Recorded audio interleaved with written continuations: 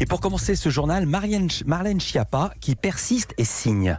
Oui, après un premier passage très remarqué l'an dernier, Marlène Schiappa, la secrétaire d'État chargée de l'égalité homme-femme, sera une nouvelle fois l'invitée ce soir de Cyril Hanouna dans Balance ton poste sur C8. Une émission entièrement consacrée aux discriminations, dossier phare de la ministre, avec un titre de débat qui a le mérite d'être explicite. La France est-elle raciste ? Alors à quelques heures de l'émission, nous avons demandé à Marlène Schiappa ce qu'elle attendait de ce nouveau rendez-vous et surtout pourquoi elle a accepté d'y retourner. Notre journaliste Louise Bernard lui a posé la question. Nous allons lancer très prochainement une stratégie interministérielle de lutte contre les discriminations. Donc c'est l'occasion pour moi d'avoir, dans le cadre de la préparation de cette stratégie, d'avoir à écouter ce que les gens qui regardent cette émission ont à dire sur le sujet. Je pense que quand on est responsable politique, le plus grand risque c'est de se retrouver déconnecté.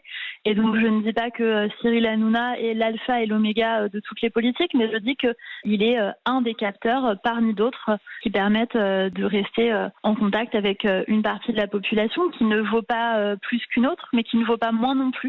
Voilà, vous l'avez compris, Marlène Schiappa aime les émissions de Cyril Hanouna et surtout s'adresser au public qui les regarde. Quitte à essuyer de nombreuses critiques. Oui, pour beaucoup, l'idée même d'aller chez Cyril Hanouna qui avait posé problème après l'émission, qui avait été suivie par plus d'1 million de téléspectateurs. Marlène Schiappa avait été vivement critiquée. Nous lui avons demandé comment elle avait vécu ce moment.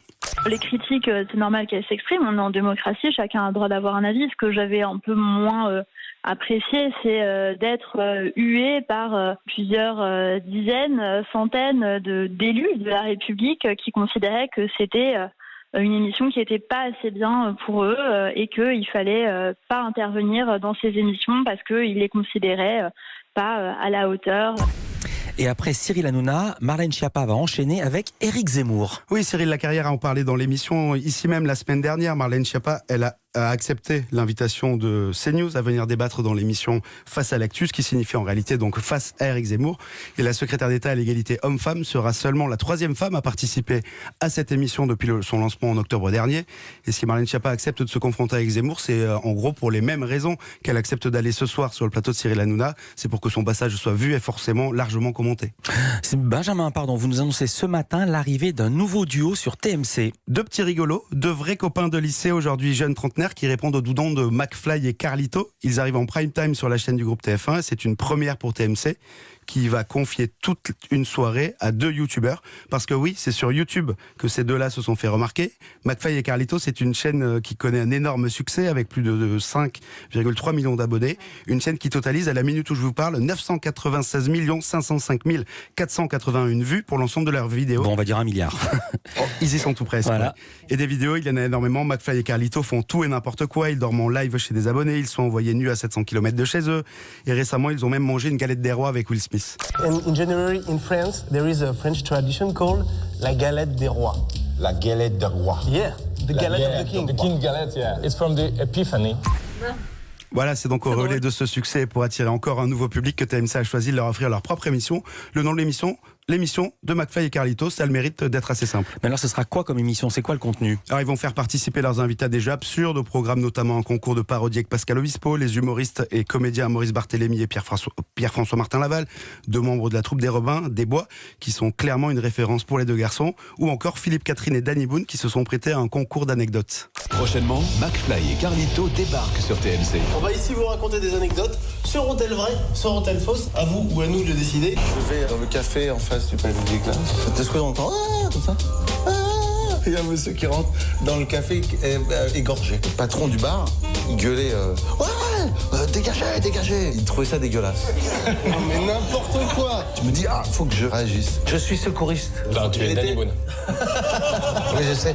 Et j'y suis allé. Alors, ils m'ont dit, est-ce que vous voulez qu'on dise que c'est vous qui l'avez sauvé ? Et j'ai dit, bah non, parce que sinon, toute ma vie, il va venir en mode, merci beaucoup. Carlito, est-ce que mon anecdote est vraie ou fausse ? Voilà, vous n'avez pas tout compris, c'est normal. C'est une émission bossée en tout cas. Les deux youtubeurs annoncent dans une interview aux Parisiens avoir travaillé sur le format pendant 9 mois. Et habitué à poster sur les réseaux sociaux une nouvelle vidéo tous les dimanches à 10h, cette fois McFly et Carlito nous donnent donc rendez-vous à la télé. L'émission sera diffusée le mardi 25 février à 21h15 sur TMC. Et quelque chose me dit que la veille, McFly et Carlito seront les invités de Culture Média. Elle a aussi ses fans, Nabila, qui fait son retour dans la télé-réalité. Oui, l'ex-candidate des anges de la télé-réalité a posté hier un nouveau message sur Twitter qui disait, je la cite, « Bon, j'ai une bonne nouvelle à vous annoncer avant tout le monde, mais pour savoir ce que c'est, vous devez trouver le mot de passe pour déverrouiller la vidéo. » Alors j'ai joué. Et alors, vous avez trouvé ? Oui, j'ai trouvé. Pour être honnête, c'était pas très compliqué. C'était quoi ? C'était le mot de passe ? Ouais, c'était presque ça. Ouais.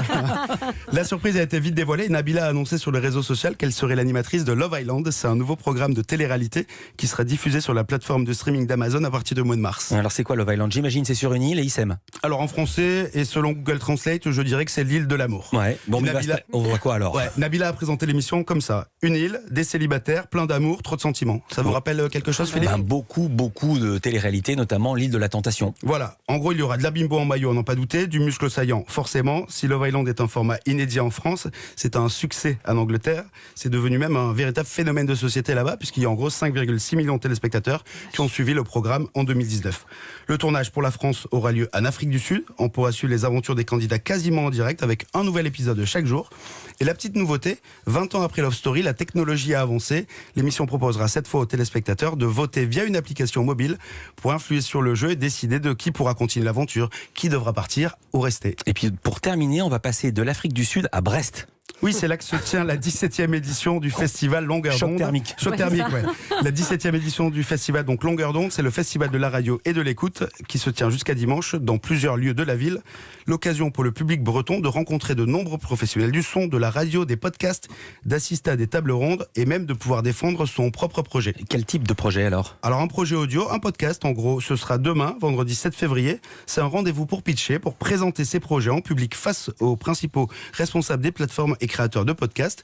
Et parmi eux, Claire Azan, la directrice d'Europe 1 Studio, ici, chez nous. Ouais. L'occasion de lui demander ce qu'elle attendait d'un projet de podcast innovant. Elle répond à la question au micro de Louise Bernard. Le podcast, c'est une forme hyper libre où il y a encore plein de choses à expérimenter. Et la pire des choses, ce serait de ne pas être surpris ou de se dire qu'il y a des projets qui se ressemblent ou qu'on a déjà entendu d'une façon ou d'une autre. Et qu'au contraire, on a envie de profiter de cette liberté du format pour entendre des voix différentes, des sujets différents, des façons d'aborder les choses différentes. Et puis en fait, j'ai surtout aussi envie de voir comment les auteurs, les réalisateurs vont présenter leurs projets. Parce que pitcher un projet, comme on dit, c'est vraiment tout un art. Et c'est hyper intéressant de voir la façon dont les gens font vivre leur idée. Et ça dit beaucoup de ce qu'on va entendre ensuite dans le podcast en question. Et des projets innovants européens, on a de nombreux. On a demandé à Claire Azan aussi de nous parler de celui qui marchait le mieux. Le podcast d'Europe 1 Studio, qui est vraiment un podcast phare pour nous, c'est Au cœur de l'histoire, qui est une émission qui a été à l'antenne et qu'on a repris en podcast et qu'on reprend cette saison avec un historien qui s'appelle Jean Descartes. On fait 6 récits par semaine et ça, c'est un de nos podcasts les plus écoutés.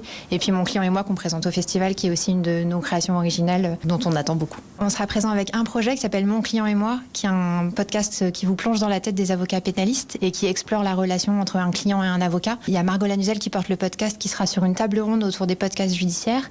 Et puis le projet a été sélectionné pour le prix de la création de documentaire. Et ça sera un prix qui sera remis samedi soir. Tous ces podcasts sont évidemment disponibles en écoute sur toutes les applis dédiées et sur le site d'europe1.fr et à découvrir donc en vrai au festival Longueur d'onde à Brest. Et vous pourrez également assister à une rencontre avec Frédéric Tadei, l'animateur qui se balade avec des personnalités tous les dimanches de 11h à 12h30 sur Europe 1. Il sera aussi présent là-bas. Voilà, et je précise que Culture Média est évidemment disponible en podcast. On peut choisir la première heure, la deuxième heure ou des séquences, celles qu'on a ratées, si on peut pas entendre le début, si on peut pas entendre la fin ou si on peut pas entendre le milieu ou si on a envie de réentendre. Merci beaucoup Benjamin Delsol, à demain. Merci, à demain.